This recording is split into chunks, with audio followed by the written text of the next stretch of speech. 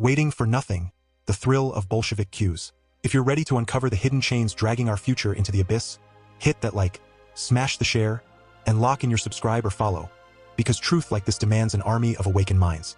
One of the most perilous ideas humanity has ever toyed with, the notion that a handful of bureaucrats can orchestrate an entire society's economy from the top down.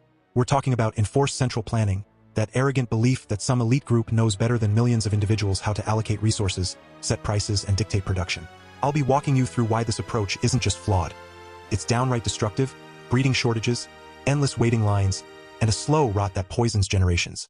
We'll anchor this in the Soviet Union story, where it all played out on a grand, tragic scale, and extend it to any system that flirts with the same hubris, even in welfare setups. Buckle up, by the end, you'll see why this path always spirals into decline and moral decay. Let's start with a glimpse of what's coming without giving away the full picture. Imagine a world where factories churn out mountains of goods, plans are declared victorious year after year, yet store shelves sit empty, people queue for hours for basics like bread or soap, and families stash away whatever they can grab because tomorrow's supply is anyone's guess. It's a system that promises equality and abundance but delivers scarcity and frustration. This isn't some dystopian fiction. It's the real-world fallout of thinking you can outsmart the chaos of human needs and desires with rigid blueprints. We'll unpack how this illusion of control crumbles, leaving behind economic stagnation and a society where innovation withers and personal initiative fades. Stick around and you'll understand why embracing this mindset is like inviting a wolf into your home. It might seem tame at first, but it devours everything in time. Now, let's get into the heart of it, starting with the Soviet Union as our prime example. Back in the 1920s, after the Bolshevik Revolution, the regime ditched market mechanisms for a command economy. Everything, factories, farms, resources, was state-owned, and production was directed from Moscow. The key player here was Gosplan, the state planning committee, which cranked out 5-year plans setting targets for everything from steel output to shoe production. But Gosbank, the state bank, was the financial enforcer. Established in 1921 and evolving into a monobank by the 1930s, it handled all credit, currency, and payments. Unlike a real bank that assesses risks and lends based on viability, Gosbank was a puppet of the political elite. It doled out short-term credits to plug gaps in the plans, monitored enterprises through their accounts, and ensured funds flowed to heavy industry and military priorities. No private enterprise, no market signals, just directives from the top, with Gosbank channeling money to make it happen. Under Stalin's first 5-year plan in 1928, this kicked off rapid industrialization and forced collectivization of farms. Peasants' lands were seized for state-run collectives, resistance crushed with deportations and famines that killed millions. The human cost was staggering. Hundreds of thousands exiled, livestock slaughtered in protest, agriculture gutted for decades. Yet officially, plans were fulfilled or overfulfilled. Factories met quotas in tons or rubles, but quality tanked. Why make durable nails when big, heavy ones hit the weight target faster? Consumer goods were an afterthought, residuals after feeding the industrial beast. Without prices reflecting real demand, planners guessed blindly. Material balances tried to match inputs and outputs, but the economy's complexity overwhelmed them. By the 1950s, processing colossal data for planning became impossible without cybernetics, which the bureaucracy feared because it threatened their manual control. This led straight to chronic shortages. Shelves empty of flour, coffee, aspirin. Basics vanished while warehouses overflowed with unwanted stuff like snowplows shipped to irrelevant places. Fixed low prices meant demand outstripped supply, turning queues into everyday rationing. People waited hours, days even, for essentials. Hoarding became survival. Buy extra when available, stash it, barter later.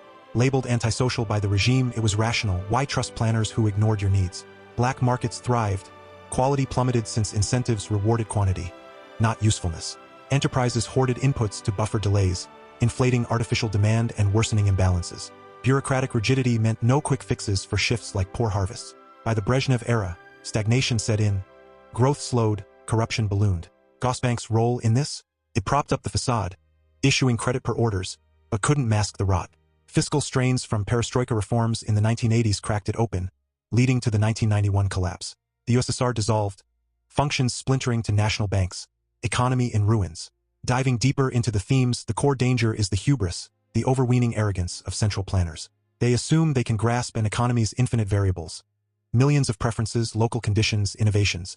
But economies are too complex. Too much data, too many unknowns. Planners lack the dispersed knowledge that markets harness through prices. A price spike signals scarcity, drawing resources there naturally.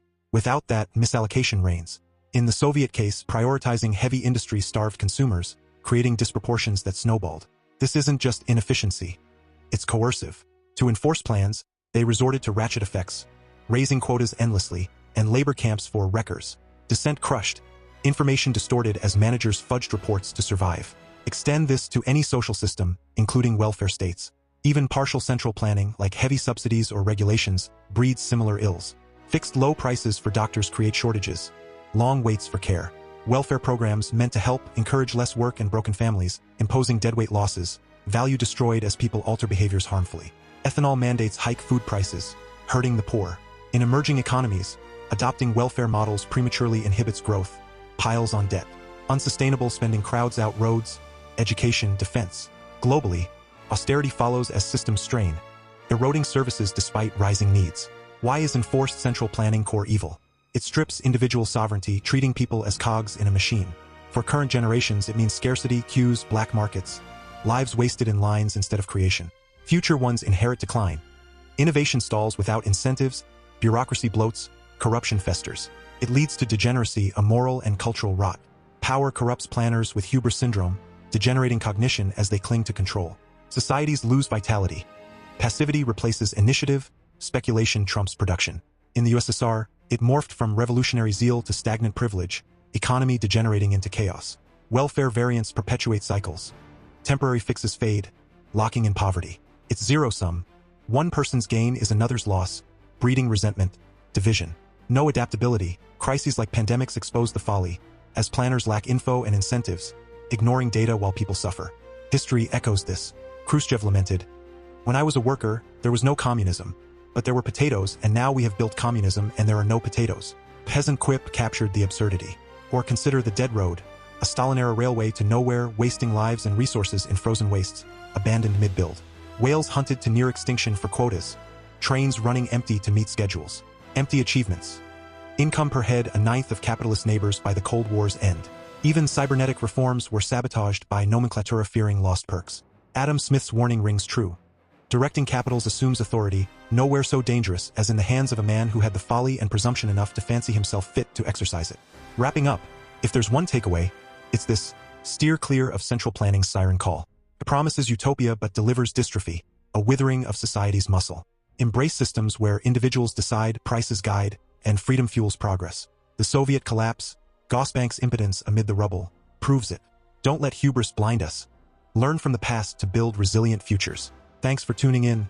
Think on this, share the wisdom, and let's keep the conversation alive. Stay unbrainwashed.